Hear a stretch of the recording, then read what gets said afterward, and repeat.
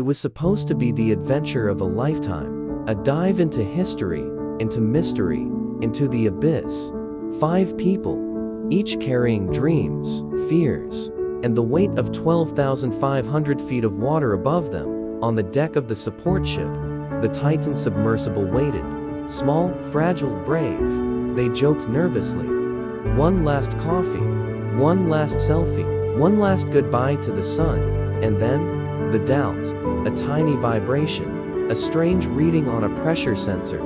Nothing dramatic, just enough to cause hesitation. The pilot hesitated, the engineer frowned. A message from land came in. Wait, just wait, they argued, not loudly. Just that anxious silence between people deciding whether to risk it all, and for reasons they wouldn't understand until much later, they chose to wait. The dive was postponed. The Titan never launched.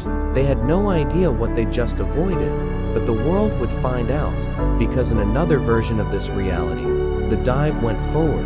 The descent began, and 1 hour and 45 minutes later, the ocean folded the sub like paper. A soundless implosion. Instant. Total. No wreckage. No distress call. Just silence. The headlines screamed. The families were shattered. The ocean swallowed everything. But not in this story, this timeline. They were angry. Frustrated. They wanted to dive. They wanted the story. Instead, they returned to land with suitcases full of gear and nothing to show, or so they thought. Days later, when the news broke, they stared at their names on the manifest, on the list of presumed dead. They weren't dead, but something in them had changed forever. The billionaire stopped chasing death and started funding safety. The father and son Paul and Sulman went home and hugged harder than ever. Sulman wrote in his journal, "I got a second birthday. I just didn't blow out candles." The pilot resigned, but months later, he returned not to dive, but to teach others what caution sounds like. The explorer, ever curious, wrote a new book, not about the Titanic, but about almost becoming one. It was titled, The Dive We Didn't Take. None of them looked at the sea the same way again. They knew its power, its hunger, its silence. They weren't heroes. They didn't cheat death.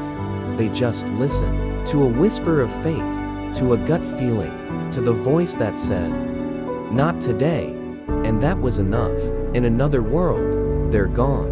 In another story, this is a eulogy.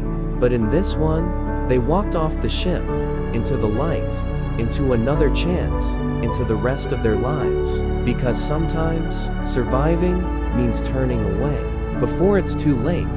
In memory of those who went too deep, and in honor of those who came back up.